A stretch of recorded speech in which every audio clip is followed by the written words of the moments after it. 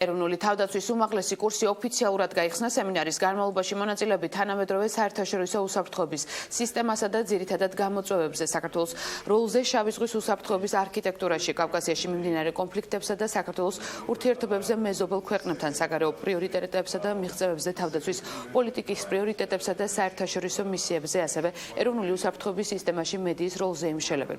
სემინარის პარალელურად მონაწილეებს სიმულაციურ კრიზისის სცენარზეც მიუწევთ მუშაობა. სემინარი კაჯრეთში 4 დღის განმავლობაში გაგრძელდება. კურსის მონაწილეებთან ერთად დღეს საერთაშორისო სისტემაში არსებული გამოწვევები განვიხილე. მათ შორის თურქეთის ამბოხი, ამერიკის შეერთებული შტატების პრეზიდენტის არჩევნები. რა თქმა უნდა, შევეხეთ რუსეთის ქმედებებს და მის პოლიტიკას წლების მიხედვით, რაც ზეგავლენას ახდენს არა მხოლოდ რუსეთის მეზობელ ქვეყნებზე, არამედ გლობალური მასშტაბითაც. ვისაუბრეთ აზიისა და წყნარი ოკეანის აუზის რეგიონში, აფრიკის კონტინენტსა და ახლო აღმოსავლეთში არსებულ გამოწვევებზე.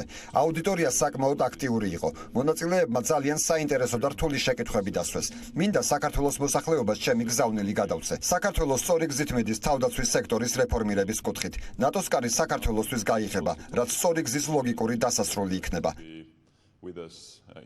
აღნიშნული კურსი მნიშვნელოვანია არა მარტო იმიტომ, რომ უსაფრთხოების საკითხებზეა საუბარი, მნიშვნელოვანია იმიტომ, რომ მონაწილეობას ვიღებთ სხვადასხვა წყების წარმომადგენლები, არასამთავრობო სექტორის წარმომადგენლებთან ერთად და ჩვენთვის როგორც სამხედრო მოსამსახურისთვის მნიშვნელოვანია მათი მოსწრება, მათი კრიტიკა საქართველოს უსაფრთხოების კონცეფტიდან გამომდინარე. საფრთხოება, ქვეყნის თავდაცვა არის მნიშვნელოვანი და ამაში მონაწილეობა უნდა მიიღოს არა ერთმა ინსტიტუტმა, მაგალითად თავდაცვის სამინისტრომ, არამედ მთლიანად როგორც სახელმწიფო სტრუქტურამ, მისმა სამინისტროებმა და ასევე მნიშვნელოვანი როლი მიუძღვის ამაში საზოგადოებას უშუალოდ.